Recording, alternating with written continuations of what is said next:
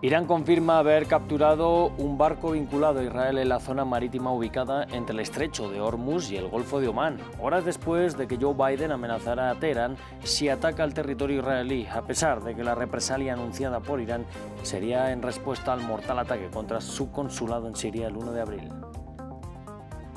El Ministerio de Defensa ruso afirma haber capturado una nueva aldea en el frente oriental de Ucrania, si bien Kiev lo niega.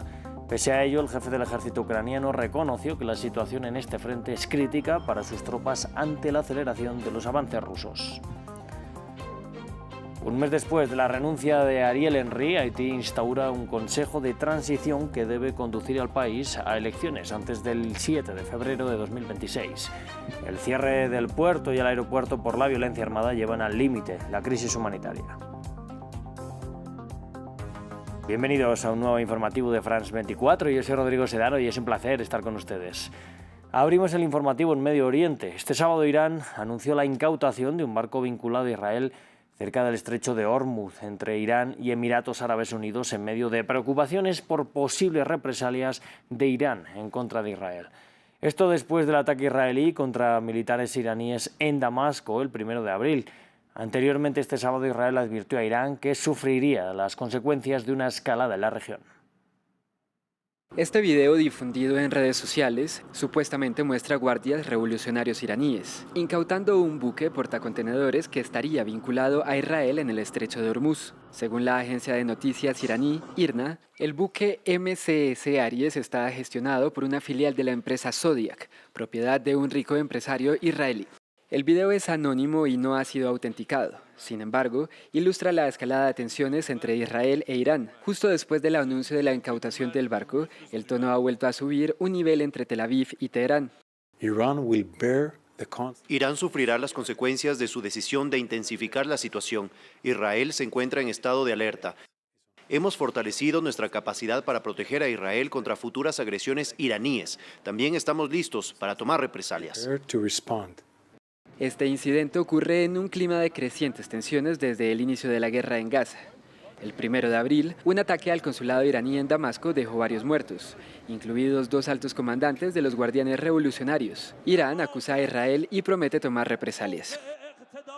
El régimen malvado cometió un error. En este sentido, debe ser castigado y lo será.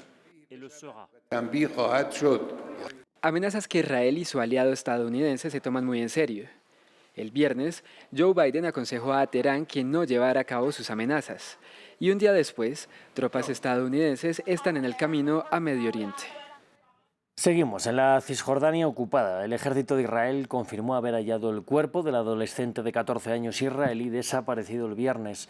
Las Fuerzas Armadas israelíes aseguran que el menor murió en lo que calificaron de ataque terrorista. Desde el anuncio de su desaparición, colonos israelíes armados han matado a un joven palestino de 25 años y han incendiado y destruido casas y automóviles en zonas cerca de Ramallah. Desde el 7 de octubre, tropas y colonos israelíes han matado a más de 460 personas en Cisjordania ocupada, según la autoridad palestina. Y en este momento de máxima tensión, hacemos un repaso por la historia de las relaciones entre Israel e Irán. Tras la creación del Estado de Israel en 1948, Teherán y Tel Aviv encontraron un enemigo común, los vecinos sunitas de ambos países. Después de Turquía, Irán fue la segunda nación de mayoría musulmana en reconocer a Israel como un Estado soberano en 1950. No obstante, en 1947, Irán votó en contra del plan de la ONU para la partición de Palestina. Tras el golpe de Estado del Shah Reza Pahlavi, apoyado por Estados Unidos, en 1953 las relaciones de Irán con Israel mejoraron considerablemente. Incluso ambos países construyeron un oleoducto en 1968 para llevar petróleo desde el Mar Rojo hasta la costa de Ashkelon en el Mediterráneo. Después de la revolución de 1979 y con la llegada de los ayatolá al poder, Irán cortó todos los lazos diplomáticos y comerciales con Israel y dio vuelta atrás a su decisión de reconocerlo como un Estado. El nuevo gobierno iraní adoptó una postura anti-Israel, denunciando al Estado judío como un régimen sionista ilegítimo y expresando su apoyo a los palestinos. Tras el fin de la Guerra Fría y la Guerra del Golfo, en la década de los 90, Irán proporcionó apoyo político, financiero y militar a grupos anti-Israel, como Hezbollah en el Líbano y Hamas en Gaza. El régimen sionista se encuentra ahora en un punto muerto. Si Dios quiere, su deseo se hará realidad y este origen de corrupción será borrado pronto de la faz de la tierra. El programa nuclear de Teherán ha sido motivo de preocupación para Israel, que ve a Irán como una amenaza existencial. En este aspecto es donde los dos países han tenido sus mayores confrontaciones. Tel Aviv, con la ayuda de Estados Unidos, ha hackeado las centrifugadoras iraníes y ha asesinado selectivamente varios científicos del programa. En 2015, la administración Obama firmó un acuerdo nuclear con Irán, una medida criticada por Israel. Los gobernantes de Irán prometieron destruir a mi país, asesinar a mi pueblo, y la respuesta de este organismo, la respuesta de casi todos los gobiernos aquí representados, ha sido absolutamente nada, silencio absoluto. Los ataques de Hamas del 7 de octubre de 2023 contra Israel y la ofensiva militar masiva lanzada por el ejército israelí en Gaza avivaron aún más el fuego entre las dos potencias regionales. Y la tensión llegó a su punto máximo el pasado 1 de abril con el ataque de Israel a la embajada de Irán en Siria y el asesinato de Seyed Rasim Musavi, alto comandante de la Guardia Revolucionaria. Vamos a hablar de la guerra en Ucrania. El Ministerio de Defensa ruso aseguró haber capturado la aldea ucraniana de Pervomaisk, en la región de Donetsk. La pequeña localidad se encuentra a 8 kilómetros de la ocupada Avdiivka. Desde Ucrania niegan haber perdido la aldea, pero informan también de intensos combates en los frentes de Liman y Bakhmut, en el este ucraniano. Por otro lado, el jefe del ejército ucraniano reconoció que la situación en este frente oriental es crítica para sus tropas ante la aceleración de los avances rusos. Unas declaraciones en la misma línea que las expresadas recientemente por el presidente Volodymyr Zelensky y que se enmarcan en el bloqueo de la ayuda estadounidense para Kiev y tras la reforma de la ley de movilización ucraniana para ampliar sus filas. La situación en el frente oriental se ha agravado considerablemente en los últimos días. Esto se debe principalmente a la significativa intensificación de la ofensiva enemiga tras las elecciones presidenciales en Rusia. Esto se ve facilitado por el tiempo cálido y seco, que ha hecho que la mayoría de las zonas abiertas sean accesibles a los tanques. Y en Australia, un hombre mató a 6 personas e hirió a varias más en un ataque con puñal en un centro comercial de Sydney. La policía mató al presunto agresor con un disparo y en las últimas horas ha informado que, según las investigaciones preliminares, el atacante habría actuado solo y no hay indicios de un móvil terrorista. Hablamos ahora de Sudán. Naciones Unidas advirtió que la crisis humanitaria provocada por la guerra que empezó hace un año va a empeorar en los próximos meses y podría llevar a algunas regiones a la hambruna. Pero ninguna de las partes implicadas en los enfrentamientos, que empezaron el 15 de abril de 2023, dan señales de desescalada. Una larga fila se forma frente a esta improvisada clínica en el norte de Darfur, en Sudán. Esta joven vino aquí después de haber sido rechazada del hospital, pero no pudo llegar a tiempo.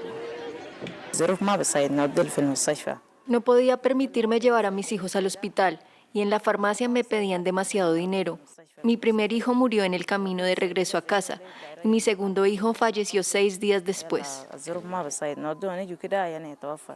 Ha pasado un año de una sangrienta guerra civil. La situación en Sudán es más crítica que nunca. Más de 8 millones de personas han sido desplazadas por el conflicto y 18 millones se enfrentan a una inseguridad alimentaria aguda. La mayor parte de la infraestructura del país ha sido destruida. La economía se ha derrumbado y faltan alimentos y medicinas. También ha habido informes de ejecuciones extrajudiciales, violaciones y violencia sexual, en lo que ahora se describe como la peor crisis humanitaria del mundo. Sin embargo, los actores internacionales que han estado haciendo sonar las alarmas durante meses advierten que la situación podría estar a punto de empeorar aún más. El tiempo se está acabando. Sin un cese de los combates y un acceso sin obstáculos para la entrega de ayuda humanitaria, la crisis de Sudán empeorará dramáticamente en los próximos meses y podría afectar a toda la región. Solo estamos viendo la punta del iceberg y la situación podría ser mucho más grave en realidad. Las organizaciones humanitarias dicen que se necesita urgentemente más financiación, ya que hasta ahora solo se ha recaudado el 6% de los recursos necesarios para abordar la crisis. También piden a las partes en conflicto que abran corredores humanitarios y permitan el acceso sin obstáculos a la ayuda. Y en Haití, un mes después de la renuncia de Ariel Henry, quien salió del territorio haitiano y no pudo volver a entrar, finalmente se estableció un consejo de transición que debe conducir al país a elecciones antes del 7 de febrero de 2026 y retomar el control territorial y del monopolio de la fuerza. La violencia armada agrava la crisis humanitaria y en el último mes cerca de 100.000 personas han sido desplazadas de la capital. Se trata de una medida destinada a restablecer el orden en Haití, mientras el país está sumergido en la violencia de las bandas. Un mes después de que el primer ministro Ariel Henry anunciara su dimisión, el gobierno ha promulgado un decreto que formaliza la creación de un Consejo Presidencial de Transición. La Comunidad del Caribe, que colaboró con Haití para establecer un marco para el Consejo, acogió con satisfacción la noticia. El establecimiento del Consejo de 9 miembros de amplia base y políticamente inclusivos señala la posibilidad de un nuevo comienzo para Haití. El Consejo tiene como primera tarea elegir un nuevo primer ministro y un nuevo gabinete. Haití está sin presidente desde el asesinato de Jovenel Moïse en 2021. El Consejo ejercerá ciertos poderes presidenciales hasta la toma de posesión de un nuevo presidente, que, según el decreto, debe tener lugar a más tardar el 7 de febrero de 2026. Pero no se han aclarado ciertos detalles, como los nombres de los miembros y el plazo para sustituir a Henry. El Consejo pretende ayudar a establecer las condiciones para el despliegue de una fuerza policial internacional para hacer frente a las cada vez más poderosas bandas armadas. En medio de la violencia, la población local se enfrenta a una grave situación humanitaria. En estos momentos, el Programa Mundial de Alimentos está tratando de proporcionar ayuda alimentaria a la población desplazada. Hemos podido entregar entre 20.000 y 30.000 comidas calientes cada día. Son más de 500.000 de comidas calientes que hemos dado desde el comienzo de esta crisis. Vamos a necesitar más para poder seguir respondiendo. Vamos a necesitar financiación de nuestros donantes, seguridad y acceso.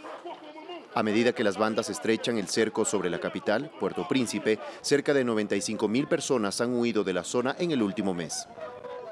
Nuevo giro en el caso de Jorge Glas en Ecuador. El viernes un tribunal de la Corte Nacional de Justicia declaró como ilegal y arbitraria la detención del ex vicepresidente. Una detención que las fuerzas ecuatorianas llevaron a cabo invadiendo la embajada mexicana en Quito. Sin embargo, la Corte no autorizó a Jorge Glas a salir de la cárcel por condenas vigentes en su contra. La detención de Jorge Glas es ilegal y arbitraria. Así lo declaró el viernes un tribunal de Ecuador que consideró que se violaron los derechos del ex vicepresidente ecuatoriano detenido desde el 5 de abril. Sin embargo, la sala no otorgó la liberación de Jorge Glas, argumentando que tiene 2 condenas vigentes en su contra y años de cárcel por cumplir. Correspondería disponer la inmediata libertad de la persona afectada, pero existen sentencias condenatorias de cosa juzgada. Los abogados de Jorge Glas celebraron la primera parte de la decisión, pero indicaron que apelarán la negativa de libertad para su cliente. El día de hoy, la sala ha otorgado el habeas corpus al ex vicepresidente Jorge Glas, declarando que su detención fue arbitraria e ilegal. Lastimosamente no obtiene la libertad porque sobre él pesa una acumulación de pena. Jorge Glas estaba refugiado en la embajada mexicana en Quito desde diciembre del año pasado, buscando evitar el arresto tras declararse un perseguido político. Su detención el 5 de abril generó fuertes críticas. Varios países consideraron que la intervención policial en una embajada contradice el derecho internacional. Mientras tanto, en Ecuador, una parte de la población espera que el vicepresidente siga en prisión. Nosotros, el pueblo organizado, ha venido a respaldar a Daniel Noboa porque estamos cansados de tanto ladrón que ha gobernado el Ecuador. Esta semana, México presentó una denuncia contra Ecuador ante la Corte Internacional de Justicia por el ingreso a su embajada y pidió la suspensión del país de la Organización de Naciones Unidas. Y cerramos en Turquía con el accidente ocurrido en un teleférico en la región sureña de Antalya. Al menos una persona ha fallecido tras chocarse una cabina con un poste roto. Según las autoridades locales, al menos otras 10 personas han resultado heridas y los equipos de rescate siguen trabajando para salvar a otras 29 personas atrapadas. En total hay más de 600 miembros del personal de búsqueda y rescate, 8 helicópteros, un avión de carga militar y otros vehículos trabajando en la zona. Así cerramos el informativo. Sigan con más en France 24.